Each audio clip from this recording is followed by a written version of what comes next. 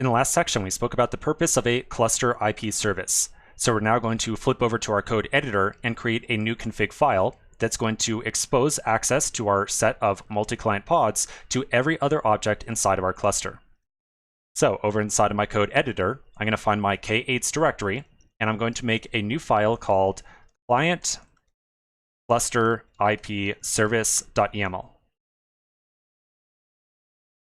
Then inside of here, we'll put together a little bit of configuration that's going to look very similar to the config file for the previous service we had created.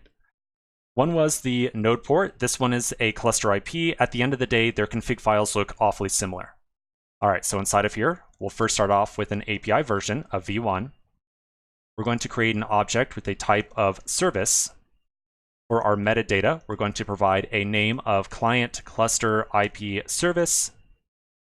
And then for our spec that's going to configure the way that this service behaves, we're going to specify a type of service of cluster IP. And take note of the capitalization here. We got capital C and capital IP on the end. Next, we need to provide a selector so that this service that we are creating knows what set of pods it is supposed to be providing access to.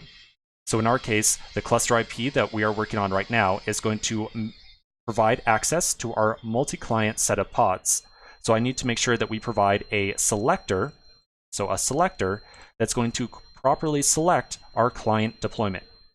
If you look inside of our client deployment, you will recall that all of those pods have a label applied to them of component web.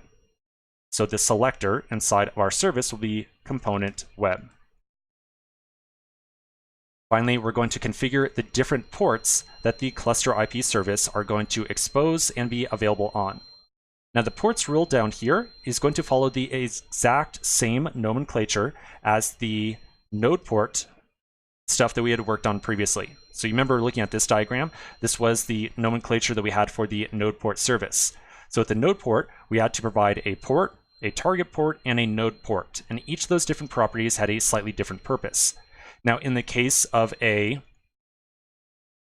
cluster IP, which is what we're making here, there is no node port property because this cluster IP is not addressable or accessible from the outside world. We are only going to have a port and a target port. The port property is going to be how other pods or other objects inside of our cluster are going to access the pod that we are kind of governing access to. And the target port is going to be the port on the target pod that we are providing access to. So for us, we're going to provide a port of 3000 and a target port of 3000. Now you'll notice that I just left these things here the same. If we wanted to, we could say that you can get access to port 3000 inside that container by trying to access something like, I don't know, 3050 if we wanted to. So now if any outside object wanted to access the multi-client pods, they would have to try to go through port 3050.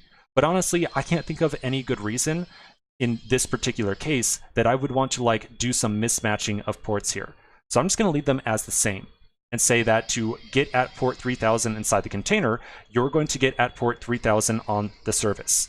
So if you want to, you can kind of do some redirecting of ports here, but again, I don't really see a good reason to in this particular case.